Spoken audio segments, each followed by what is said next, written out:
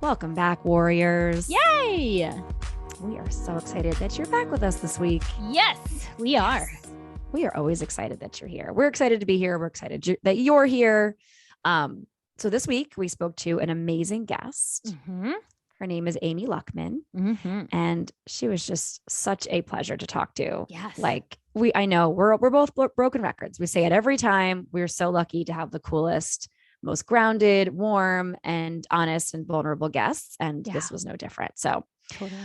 Yeah. Before Abby hops into a little bit of a recap, let me let you all know a little bit about who Amy is. Mm-hmm. Amy Luckman is a health and wellness nurse coach who empowers moms and children with burnout, overwhelm, and anxiety to create self-care strategies that ease the burden. She's a 2-time open heart surgery warrior by the age of 3 that covered her anxiety throughout her childhood.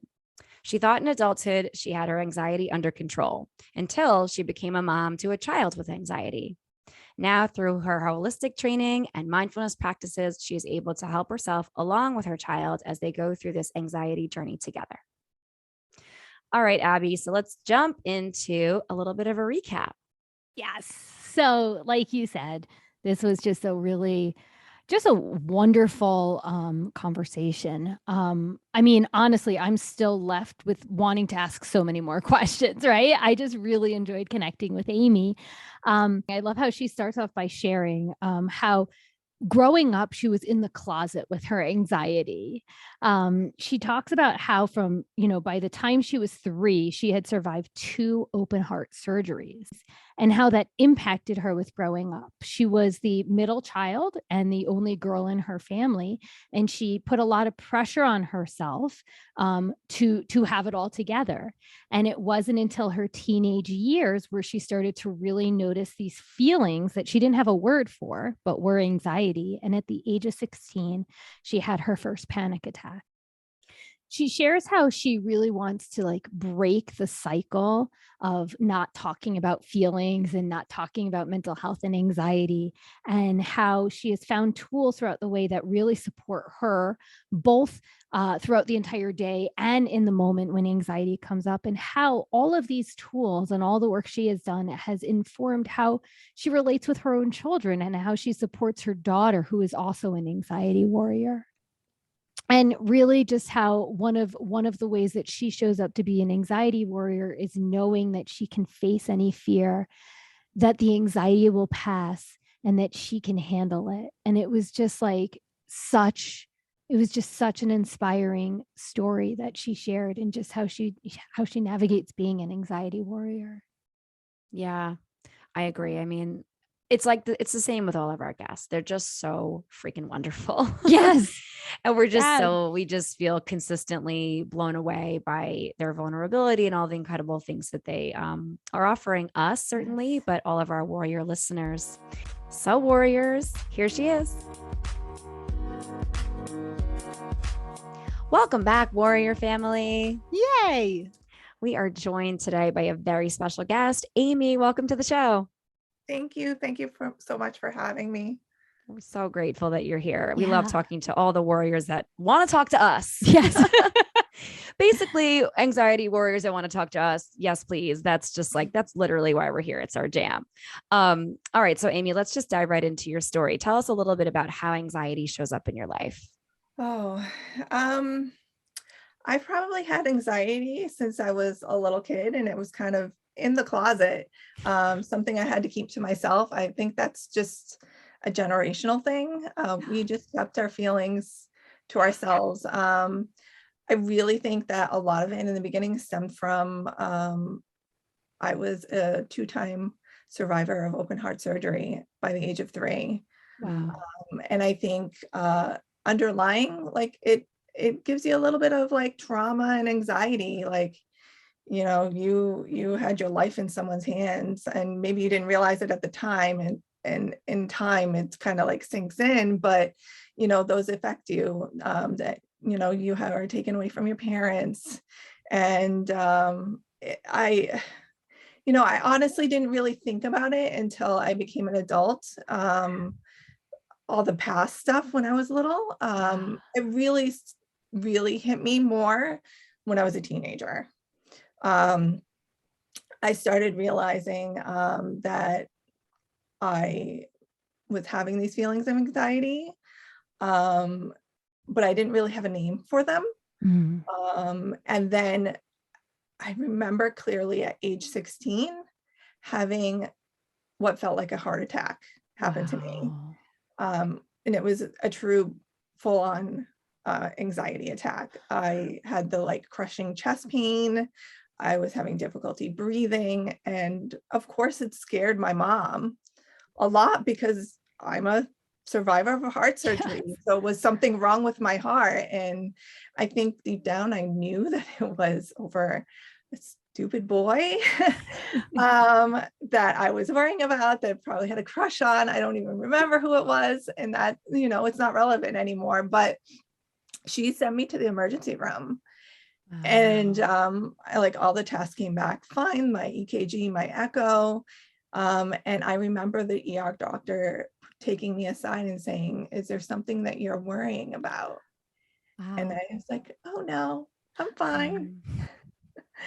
And like, I wasn't, you know, I didn't want to talk about it, and I kind of just let it fester. But that was like the big one. And I had little ones here and there from different things in school, and like the expectations I thought my parents put on me, which I probably, a lot of it was put on myself, that I wanted to be this like good girl for them, that I wanted to be, you know, I was the sick one and I have to, you know, they did all this for me and now I have to like perform for them and be the good student and be the perfect person. And I had a lot of test anxiety a lot of times. So yes, I did well in school overall, but there were certain subjects that I wasn't as sure on. And I remember like being sick, and maybe like it kind of was produced from that anxiety. And my mom would let me stay home, but I would like be so worried about that test I had to make up that I would like fake sick for a couple more days, so I'd have more time to study. So it was just all those little things. I always was like nervous to talk to people. I remember like deciding to become a nurse and being so nervous to have to talk to doctors and do all these things, but it actually was like my way of kind of coping with my anxiety. It was like forcing myself into that situation, because I knew I wasn't advocating for myself, I was advocating for a child. Right. I worked in pediatrics, or that's what I wanted to go into. So I knew that I was doing it for my patients and not for my, like, it wasn't for me. Yeah. Oh my gosh. There is, I mean, first of all, like, what an incredible story. Like a 2-time survivor of open heart surgery by the time you were 3. Right. And in my mind, what I'm hearing is, I'm sure, right, there was a connection, one, with anxiety, because, you know, at that young age, like, you can't make sense of the world, right? And then some attachment stuff is coming up when you're seeing doctors and you're being taken away from your parents and everything, and being alone in that environment, you know, with strangers. And then you said about like the pressure you put on yourself, and like being like, okay, I was the sickly one, but now I need to be strong. I need to prove myself. And, you know, I just have like so many questions. And so I'll try not to ask 800 and try to like limit it to 2. But my first question is like, growing up, what was the message about getting open heart surgery? Was the message like, you need to be careful with yourself? Or was it like, you know, wow, you survived this twice, you can do anything, you know, or like somewhere in between? Like, what was that message? Oh, that's a good question. Definitely. So I'm the middle child. I have an older brother and a younger brother. So I definitely feel like I had that like twofold. Like, I was the only girl, so they were like treating me very differently. Not that they meant to, but that's just the way it was. And I always felt like I had the label of the sick one. I always had some medical issue, or I always had to go to a doctor for something. So, and there were certain things that Like I had certain restrictions when it came to like, I could never play football or ride a horse or do this or that. So maybe they purposely didn't mean to do it, but I think it just underlying was there just the combination of being the only girl and the labeled sick one. Right. Yeah. Right. Like, So I mean, yeah, go on. yeah, I definitely feel like it kind of restricted me or made me limit on what I think I could do. Yeah. With those two labels. Right. Right. I mean, that's what in my mind, like if I was, I mean, I lightly have hypochondria right now. Like, I have a pain in my like calf and I'm like, what is that? Right. Mhm. And like, so in my mind growing up, right, anything that came up would maybe add more stress. If I also had the message like, oh, there, I was born where I needed surgery on my heart twice. Right. So it's just like fascinating how, something so young can impact us. Yeah. And then the other thing that like I really appreciate you saying, right? Like anxiety is rough, especially as a teenager. And you said like you feel like maybe your first anxiety attack was around some stupid boy, right? But I feel like that is so, so, so valid.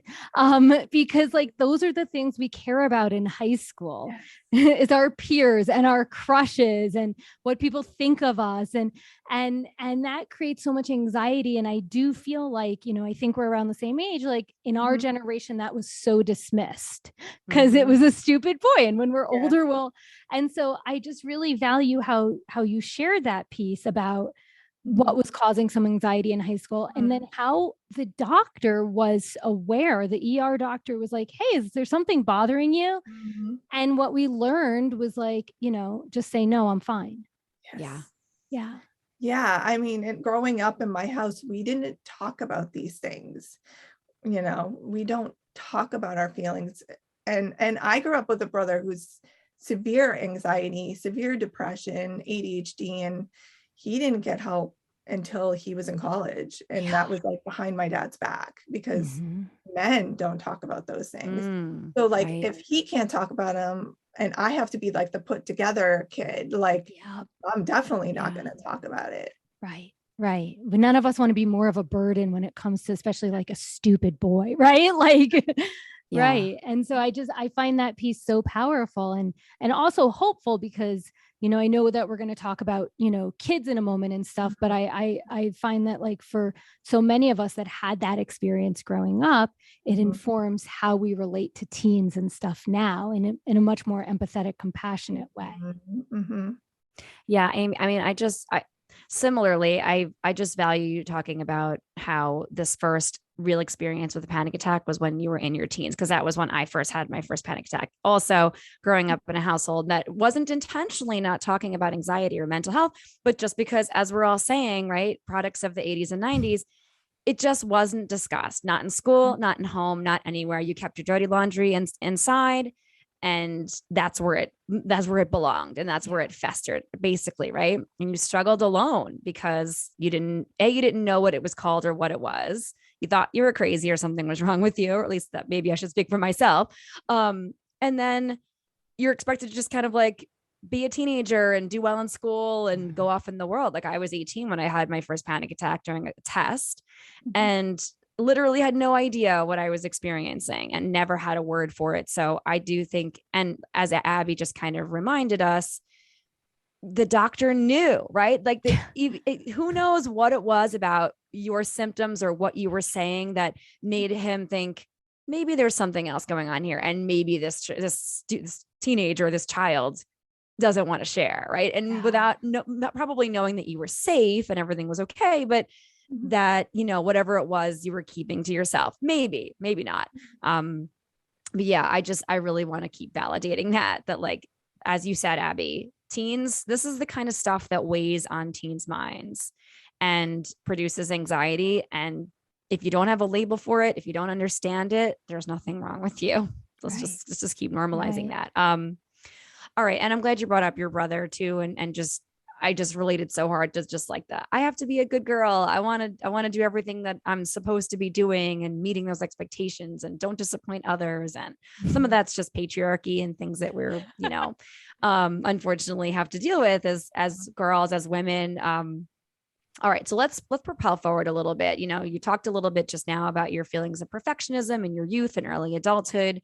But as you've come to learn more about yourself and advocate for your own mental health through your, you know, your work as a nurse coach and everything that you're doing in the world, you mentioned in our call how hard you're working to break this cycle for your kids. Yes. And we've talked to so many parents that grew up anxiety warriors without knowing it until adulthood that are doing that exact same thing with their mini anxiety warriors in their life. So just share with our listeners more about how you feel like you're achieving that. Oh, a lot of it was just like really self-reflecting and admitting that I was starting to feel that anxiety come back up once I had an anxiety warrior child. And then through my training as a nurse coach, I've done a lot on spirituality, meditation, mindfulness, deep breathing, and really figuring out what tools work for me. Exercise, eating healthy, getting out in nature, all of that. And then being able to then share that with my child and trying to still figure out what works best for her. Yeah. So I know what a nurse is and I know what a coach is. And I can assume what a nurse coach is, but will you share so I know what is a nurse coach? So a nurse coach is I'm actually board certified. It's looking at the art and science of nursing, and then kind of creating a vision for your client of what their ideal life is and what things that they want to work on, and working and diving deep and figuring out little goals that they can achieve to make their vision happen. And we really just look at them holistically, mind, body, and spirit, that everything affects everything else. So you might be working with anxiety, but it might show up with physical symptoms, or it might affect you spiritually. So we have to look at you as like a big picture, and tackle all areas in order for you to feel like you can fulfill whatever goals and dreams and hopes you have for yourself. Yeah. I love that. And that's kind of what I assumed. I'm a coach too, but I'm not a nurse coach. And so I didn't know, what the similarities and differences are. Also the other thing that I just really love in this, in you went into nursing, right? And you shared a little bit about how there was anxiety about speaking up, but you were speaking up for your patients. And so that gave you like the confidence and the strength to like use your voice, right? And speak up, especially because I've heard it can be rough working with doctors sometimes. I love doctors. I'm pro doctors, but I've heard sometimes there's some conflicts in nurses and doctors. And so like that's empowering to speak up, but then it also sounds like you're taking that and you're giving this to your child, right? The ability to self-reflect, to identify how your child is feeling, and then like having this vision and figuring out the steps to take, whether it's like speaking up or navigating. How old is your kid? She's 13. She's 13. So right. She's the teenage years, how to navigate the teenage years. I really love to, and you didn't use these words, but it just reminded me of Abby and I are constantly talking about the way we navigate our anxiety changes a lot. And we have to be open and willing to practice non-attachment to the way we navigate our anxiety. And we also like to talk about practices being active, meaning that like there are things that we work on every day. It's not just like, oh, anxiety cured. Like, nope, that doesn't exist. Not for us. So I can't pinpoint exactly how you said it, but you were like, I'm still learning as she's learning.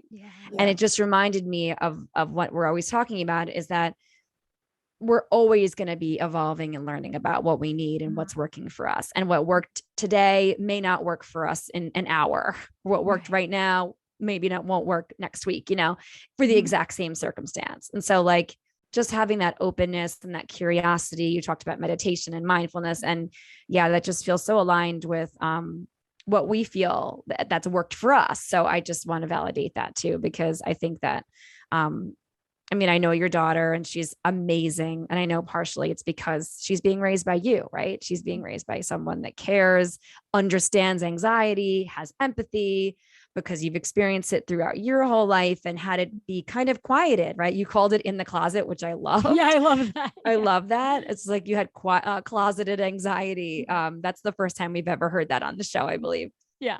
And so allowing her to like step through the closet door in like her bold and brave and wonderful way, and traveling through it with her is just like such a gift. So just wanted to say that. And, you know, having that underlying anxiety that you thought that you had under control, and then you have this child that like is born and so early on exhibited anxiety, like severe anxiety, way more than I ever had. And then that brought on my anxiety so much more, because I was so empathetic and I could feel her, like feel what she was feeling. And I saw that she was struggling so hard. Even she started seeing a therapist at 5 years old because it was so bad. Well, but you got her help when she was young, when you noticed it, right? You noticed it and you said, this is beyond my means and I need to protect myself too. And so let's seek some help. Yeah. And, you know, back when we were kids, our parents didn't have those resources. They didn't have those tools. They didn't know how to approach that, even if they were aware. But we do now. And I knew right away. And I was like, I just don't want that life for her. And honestly, at the time, I thought of it more on the end of how my brother lived. And not thinking as much about myself. But in time, I'm like, you know, I don't want her to go through what I went through either. And I need to give her the tools, even if she can't apply them yet. Even if she's not mature enough to do it, she has all those tools in the back pocket. And in time, with her maturity, she'll utilize them. Yes. It's like planting the seed, right? It's not the day you eat the fruit. Right. And it's normalizing all of it. It's normalizing therapy. It's okay to go to therapy at any age. It's normalizing that we learn tools, you know. I also really just appreciate how you thought of your brother, right? Because it sounds like your brother struggled and it sounds like he just had to like kind of deal with it because that's what it was like to deal with at the time. And I have anxiety and ADHD and wasn't diagnosed till my 20s. And all the messages I picked up were like, I'm not good enough. And, you know, just like, what is wrong with me? Like, you know, when I compare myself to others, and it sounds like you had it feeling your brother picked up some of those messages too. And you're like, I don't want my child to get that. So that's just, it's so powerful, right? Because she's learning at a younger age than all of us had to navigate anxiety and whatever else comes with that. Yeah. All right. So let's dive into a little bit more about how anxiety kind of shows up in like the physical sense, in your emotions, in your mind, your body, and your behaviors. I just feel like very overwhelmed and like my head's going to explode. My heart races. And at times I get very angry or frustrated. And then I regret, you know, what I say or what I do.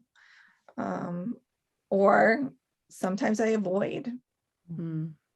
If something's making me anxious, instead of going and doing it, I avoid it. It's so relatable. I know. I feel like you're speaking my life right now. Like same. It's like all of them. It's like the overwhelmed where your head's going to explode, right? Like even if I'm speaking for me, like just like a handful of things I have to get done. The moment that overwhelm kicks in, it's like, I don't even know what to do. I feel like I'm just pacing around, you know, like, yeah. And then I love that you said angry, right? Because I can so relate to like all of a sudden just getting absolute rage inside of me and not knowing what to do with that, right? And that is definitely part of anxiety, is like anger and frustration and these really other big, strong feelings that like go with it. And then of course, right, the avoiding is like, it's the anxiety is too overwhelming. It's just easier to check out rather than do the thing. Scroll my phone. Yes. Just dissociate. Watch Netflix, read a book, like escape, right? Just escape. Yeah, because life is freaking hard, right? And it's like we have to do it though every day, all day. And so it's just so honest and relatable. So I value you sharing all of that. And I was gonna touch on the anger piece too, Abby, because Abby and I talk a lot, like we're good friends. And so we talk a lot about how anger and rage shows up in us. We talked about it on the pod, but certainly just in our personal lives. And it's just not talked about enough how No. much anger and anxiety are linked. Yeah. Right. It's just not. But yeah, I think as the three of us working in the wellness world, right, that's the other part of it. It's like we need to normalize anger in the wellness world. Like not everything's sunshine, not everything is going to feel healing or love and light. We need to normalize the fact that anger is a normal and valid emotion, and that even mindfulness teachers and wellness coaches and empowerment coaches and nurse coaches and any facet of the fields, you're allowed to be angry. Yeah. Right. And let's just keep saying it. You're allowed to scream. Yeah. You're allowed to slam a door. Like it's okay. Right. Yeah. Yeah. You're not like a bad coach or a mindfulness teacher or whatever if you get angry. Like that's just utterly ridiculous. Yeah. All right. So talk to us a little bit more about some of the ways that you cope with your anxiety. You know, you mentioned mindfulness and meditation and, doing some work surrounding when you're helping your daughter with her anxiety. You can kind of, some of that like kind of bleeds into your own life. So just share with our listeners more about the ways that you choose to cope with your anxiety and how it helps and supports you. So normally every day I try to have like a morning routine that includes either meditation or Reiki. I'll do some journaling. I love to journal what I'm grateful for from the day before. That really helped me immensely during like the height of COVID. It was like, even though it's hard, even though we don't know what's going on, even though things are uncertain, I can still find 5 things I'm grateful for the day. That really put a lot into perspective for me and keeping that practice. And then I usually work out in the morning, or I'll read something inspirational, listen to a podcast that's inspirational.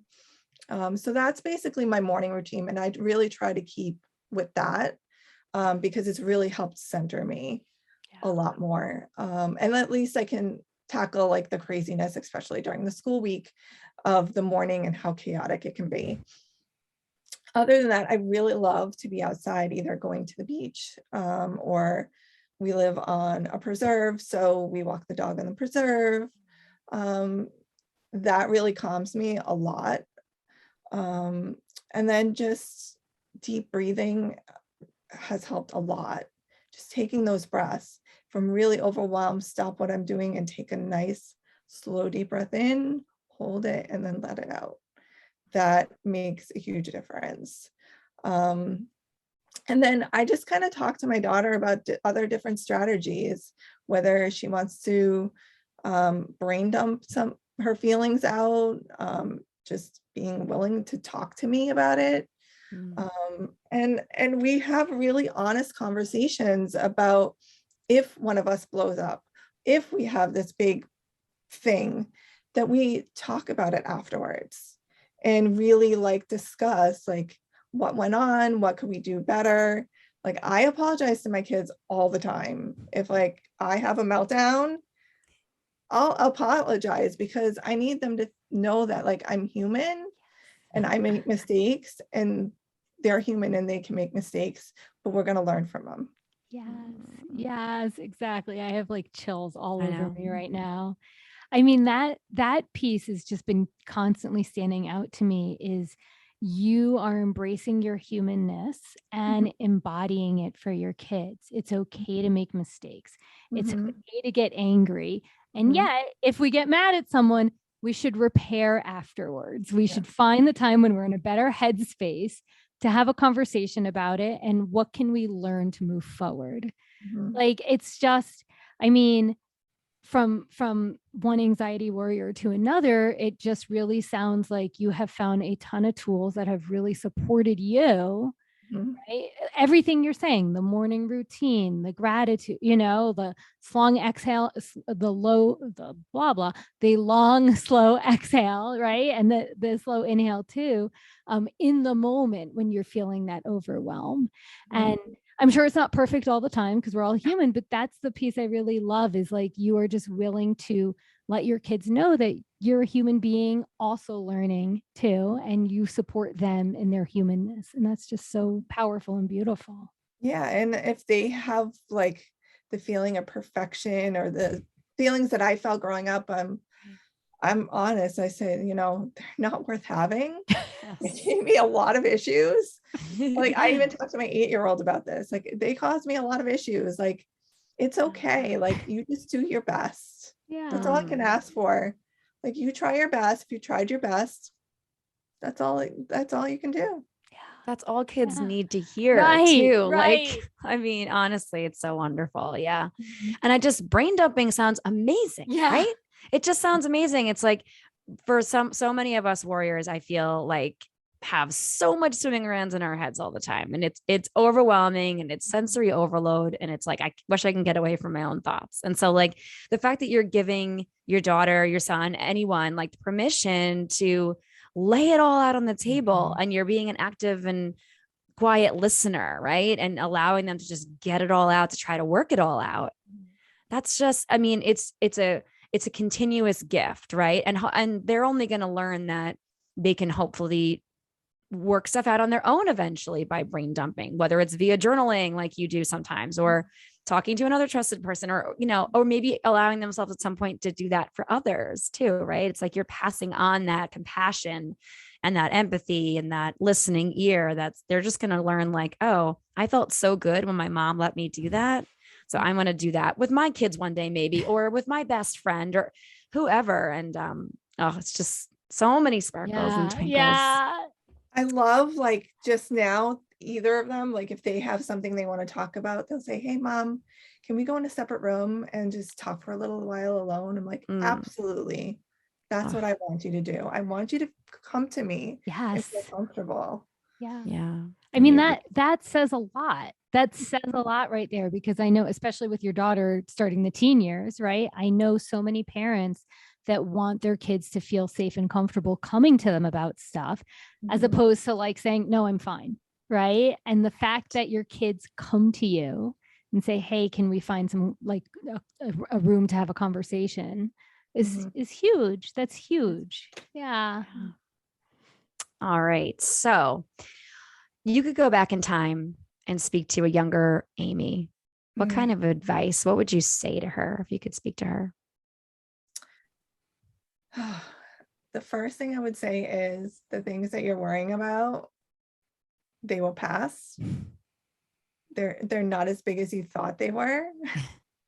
I wish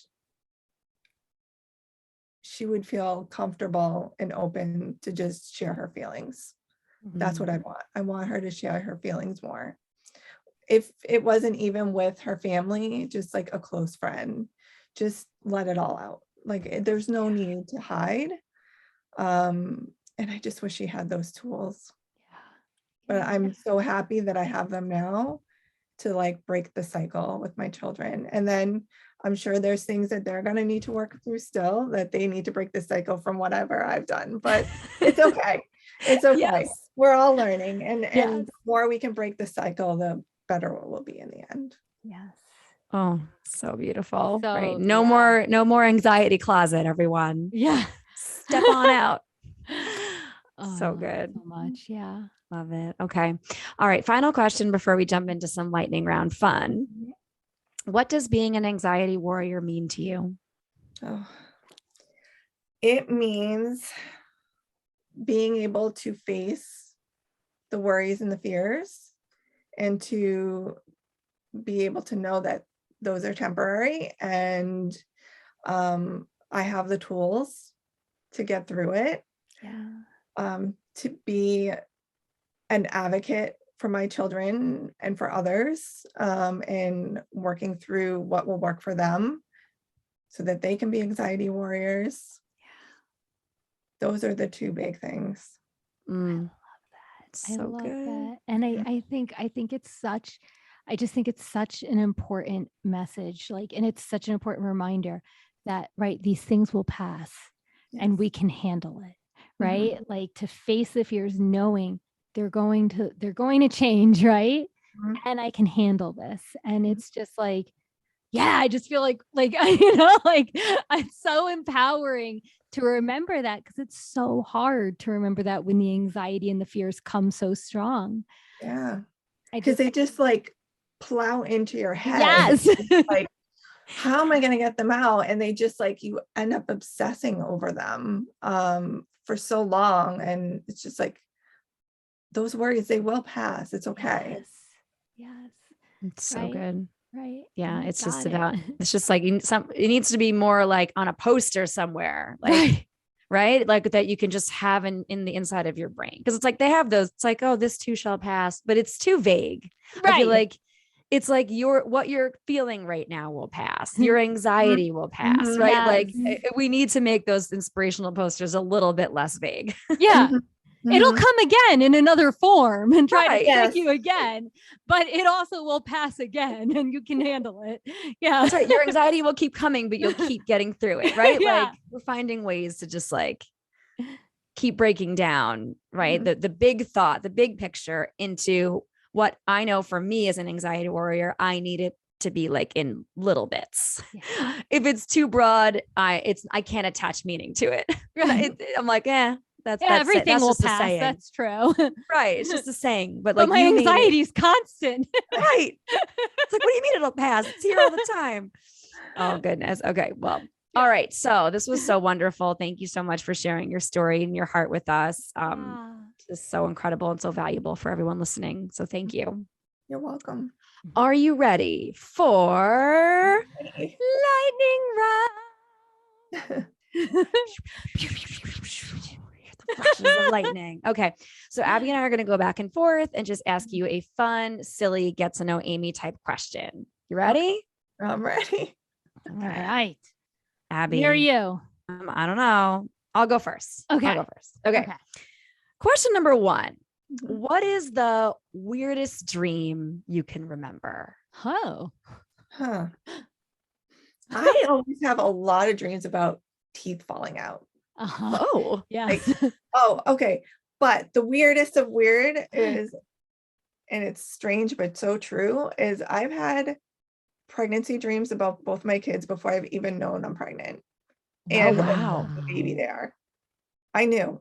You knew. That's I knew. crazy. Yeah. Okay. Yeah. That is. And I've had dreams about other people too. And it's come true. No way about their Yeah. pregnancies? Yep. Oh my gosh. That's Yeah. so. Have you told them after the fact? Now I have so many follow-up. Yeah, I know. Before it, when they were denying it to me, and then they admitted when they finally like came out and told everybody.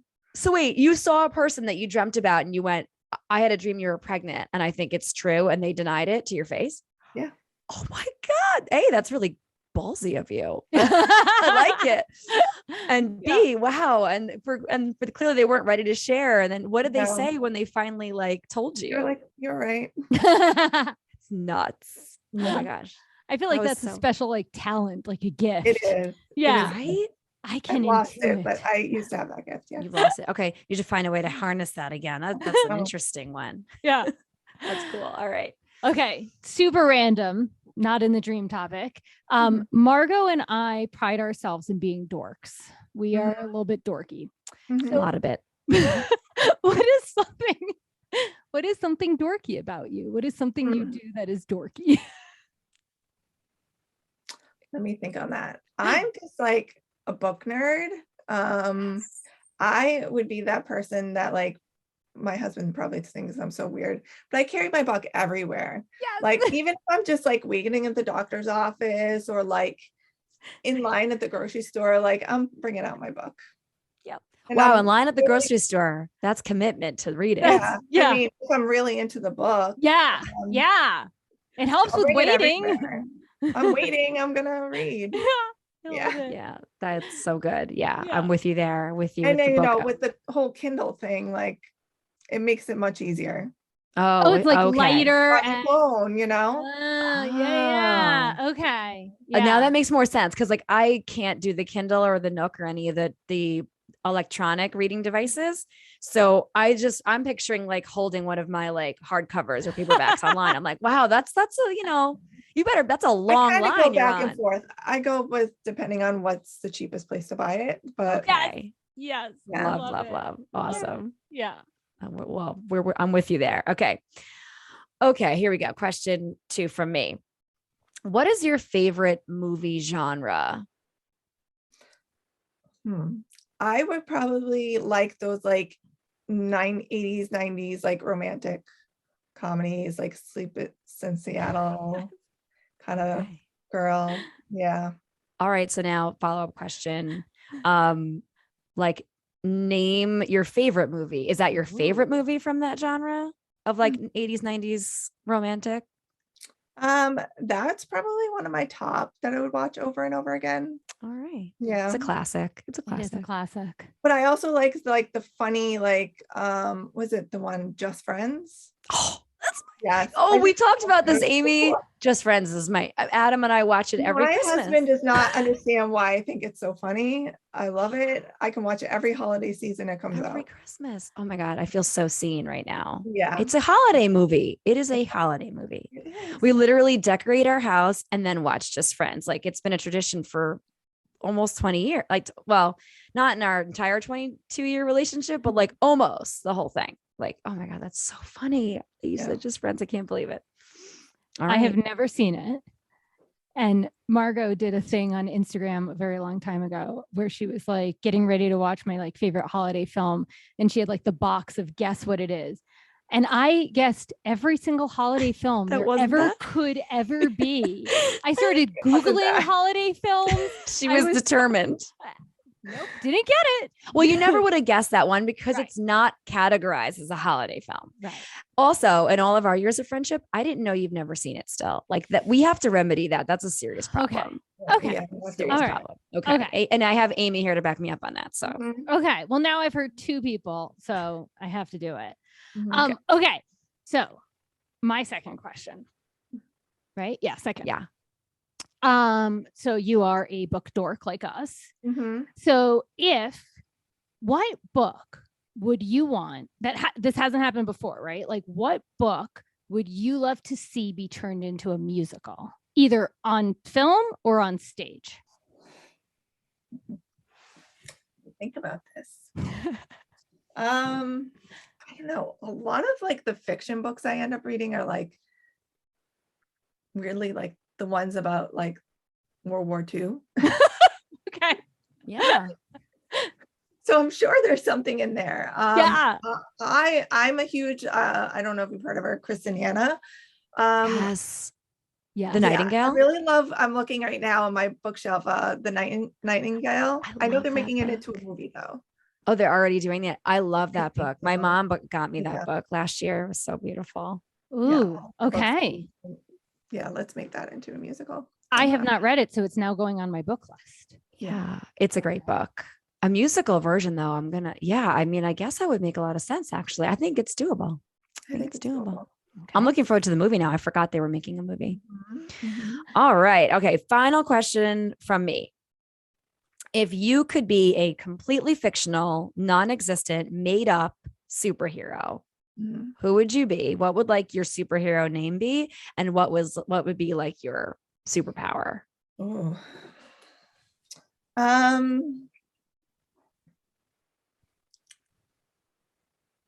I have to this is throwing me off a little bit. Okay.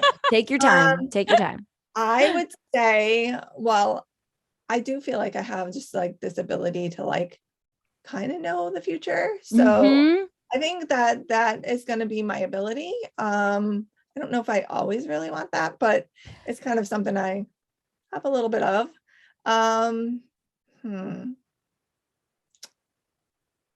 Trying to think of a word with future in it. Let's see. Future-tastic. Ooh. I love it. Future-tastica. Future-tastica. That is Yeah. dope. I like that. Yeah. Now, Yeah. wait, like what kind of, would you be wearing like a dress, like a skirt? Like what would your colors be? I love the color turquoise. Mhm. One of my But it has Yes. like some turquoise in there and maybe like some purple or pink Yes. in there with it. Mhm. Talking our Yep. favorite colors. Leggings, like some Leggings. high boots. Ooh, yeah. Yes. Yeah. I don't think the dress. No, no dress. Yeah. Okay. She needs to be able to move quickly in case something's happening Exactly. in the future. You know, she has to Yes. get there in time. Yeah. Just, Yeah. Yeah. Can't get Maybe slowed down travel by to a the future. dress. Mhm. Exactly. They're so impractical, those superhero dresses. They are. And the wind gets in it, slows you down, you know, you need some leggings. You shoved up your crack. Who wants that? Okay. That's true. Okay. All right. My final question. Mhm. All right. So I know like a lot of streaming services don't have commercials, Mhm. but you are, I'm assuming, same age as us. So you grew up with commercials. Oh, yes. So if you could only see one commercial for the rest of your TV movie viewing life, what would that commercial be? And does it have a jingle? Oh, I wouldn't be the jingle type. I guess anything with books or like that talk about books, I guess. I don't know what a commercial is. I know. I've don't been know. reading it so long. Commercial. Like there's a book I commercial? honestly, I don't normally have the TV in my house to watch commercials anymore. Good for I haven't you. watched a commercial in a very long time. Yeah. See, when I I- think of commercials, I think of like 80s and 90s, like Yeah. hula hoop, Barbie fashion, Oh. hula hoop, right? Wasn't that a I thing? don't know that one. That's a Getting new one. on my Oh, makeup. I remember. Wasn't there like a Skippo one? Skip it. Skip Skip it. it. I don't remember all the words. That's it. Yeah. That's all I got. Or like kid sister, kid Pal sister. Joey. No, it was my buddy.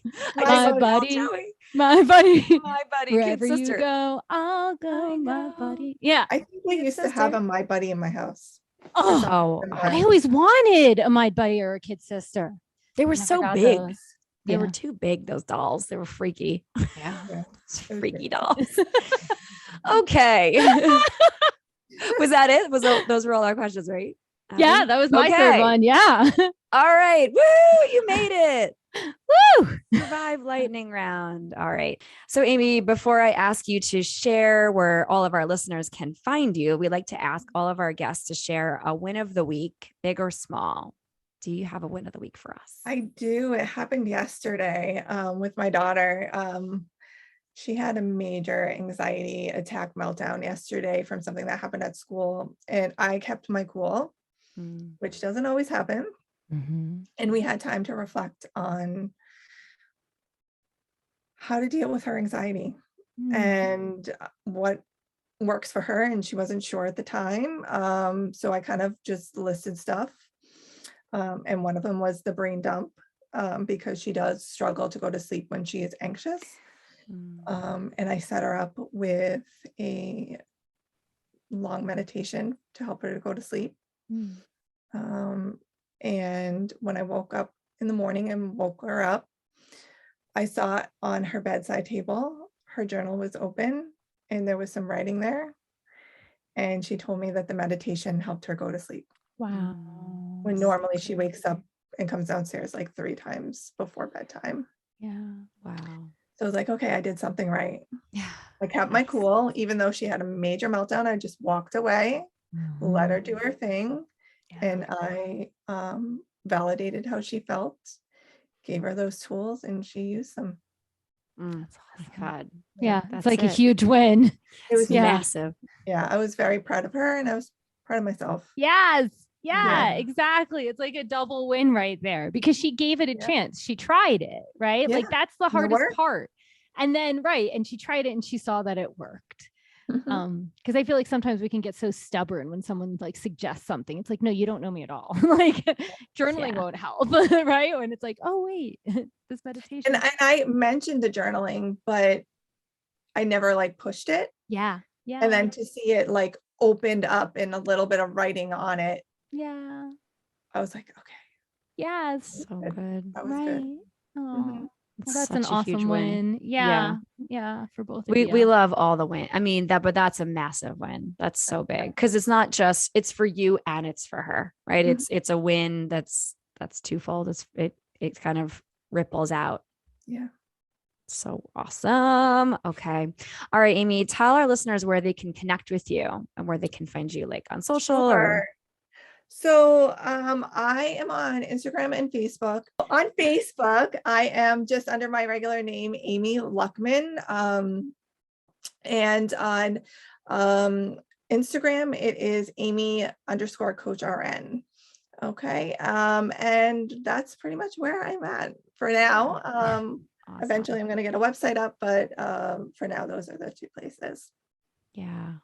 So everyone go find Amy, start following her, connect if you're interested in learning more about yourself and looking to have a support system in you, which, you know, we're learning through listening to your whole story has been such a huge part of your own journey, and that you're able to do that for literally so many other people, but your children especially. So, all right. Thank you so much for being with us. This was such a joy. Yeah. Thank you. Thank you for letting me talk and share my story. Yes, we so appreciate you. All right, Amy, have a great one. Bye. Bye. Oh my gosh, warriors. I love this episode. Yes. Yes. I love this conversation. I felt so ridiculously seen. I feel seen in a lot of our episodes, with a lot of, certainly with you and our solo episodes, but when we speak to our guests, it's usually a mixed bag. Sometimes I feel really like, oh yeah, I so relate to every single thing. And then other times I'm like, wow, that's so interesting. It's so different from my own journey. And it just feels so enlightening and inspiring.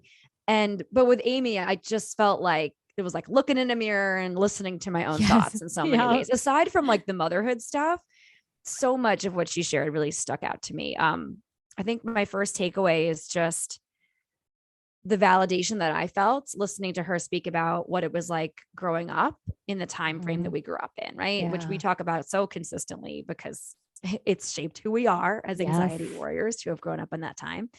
And just hearing the way that she was kind of closeted in her anxiety, not necessarily with intention, although she did say at one point that, like, you know, when her brother had to seek therapy, it was like behind her dad's back because we didn't talk about that kind of stuff. And men certainly didn't talk about that kind of stuff. So I just really value her kind of highlighting once again that many of us didn't grow up with talking about mental health or anxiety, or just talking about feelings, just feelings, and being able to kind of talk with someone that we love, our own family, our teachers, our friends, about the stuff we were feeling, and like really have it be seen and heard. So I really, really love that part of the conversation. Yeah. And, you know, just like bouncing off of you, like it just says how brave Amy and all of our guests are that grew up in the same time as us, right? Where we were told, like, have it all together and don't really talk about your feelings. And, you know, like, and the fact that so many people are willing to come on here and share their story that is also their feelings and vulnerable, I feel like is just a huge shift from when we grew up. So, and if it wasn't told to us, it was shown to us. Right. Exactly. Right. Yeah. No one was like, shut up about your anxiety. But if you don't talk about that stuff, just deal with it, you know? Yeah. You know, one of my, I have this takeaway a lot with our guests, but it's always such a valuable reminder for me. And that is just, we never know people's stories, right? We might think we know someone. We might even be like, oh, her behavior looks anxious, right? But we don't know, like, oh my gosh, this person as an infant had 2 open heart surgeries and how that might impact someone, right? And like, again, we don't need to know people's stories to be able to have compassion for them. Right. And so that is like definitely like my first takeaway is when she was sharing that story, like, I can't imagine how I would grow up if that was my story. Right. And so it's just I just feel like so powerful, like such an important reminder that there's just so much more we don't know about people than we think we do. Absolutely. Absolutely. Yeah. I mean, yeah, that's it. That's it. We don't know people's stories and we should never assume, right? Yeah. It's like, if you haven't had a conversation or heart to heart with a person, it's like we're always saying with the students that we teach, right? All behavior is meeting an unmet need. It's just it's just a child's way or a person's way or a human's way of trying to get through a moment that's a struggle that they're having a hard time with. And it's like, I still go through that now. Yes. Where I'm like, I have an anger fit and I'm like, what is up? Why am I being like this right now? And it'll take a while sometimes. And then I have to be reflective and be like, oh man, like, okay, this is anxiety, right? This is my anxiety coming out. And, that kind of goes into my second takeaway, which is just like the openness that Amy talked about her anger and the way she experiences big emotions, right? And how often she exhibits anger with her anxiety and how her anxiety shows up as anger. And as somebody who gets angry often, that just felt really good to hear from more people that work in the wellness world that are just that experience anxiety, that anger is a normal, valid emotion. And we need to talk about it more. We need to talk about how in this culture, in many cultures, right? Things like anger, especially for girls and women, it's just like uncouth. It's not great. Don't do it. It's unladylike, whatever. Shove it under the rug. Keep it to yourself. It's just so blatantly wrong. And so I just really, really valued Amy talking about her anger. Yeah, that was my takeaway too, for sure. Like, first of all, I felt validated, right? Because like, I definitely have rage. Doesn't matter how many silent retreats I've done, right? Like, it doesn't matter how long I've been practicing this stuff. The rage comes. And sometimes I don't know what to do with it, right? And that will like lead to me like, disassociating and checking out, right? Which was the other piece that she shared too. But I just so appreciated her highlighting how, yes, anger comes with anxiety. It's totally normal, right? There's no shame in those feelings. There's no shame in those emotions. And, I think the best thing that we can do is, one, normalize it, right? Like, anger might be scary, one, for the person experiencing it, and two, for the person that's witnessing it. But if we keep not really talking about it, then none of us know what to do with it. Right. And then it manifests in some pretty bad ways, right? Yeah, dangerous ways. Yeah. So I just really, my heart was like singing when she started talking about noticing like when anger comes up, because I was like, thank you. Like, this is definitely, that's something that needs to be spoken about so much more. Yes, agreed. It was definitely one of my favorite parts. Because it's all about you and me, right? It's almost like, that's my favorite part because I felt so validated. But that's the whole point, right? That is the exact point, is that we should all be able to talk about this freely and have it be validated and normalized, or at least be heard, be fully heard. And so that kind of leads into my final takeaway, which is just how dedicated Amy seems to be to being curious about herself. And in turn, being able to show that to her children, show that vulnerability, offer them all the space that they need to brain dump, to, offer them all the tools that she is lucky to have found as an adult. She doesn't want her kids to experience the stuff that she did when she was a kid and into her early adulthood too. She wants to be able to arm them, with their warrior shields, which are going to be some of the things she talked about, deep breathing and being out in nature. And the fact that her kids want to talk to her too, especially her teenage daughter, and you could imagine that she'll just continue to feel that safety and to feel held by Amy because she's able to stay calm, even if she doesn't feel it inside. And I value her saying that too. It's like, she was proud of herself, and that is awesome too, because it's like, I stayed calm and I was able to step away and allow her to have her big feelings and get through it. And then we worked it out, right? I let her talk and gave her some tools and strategies.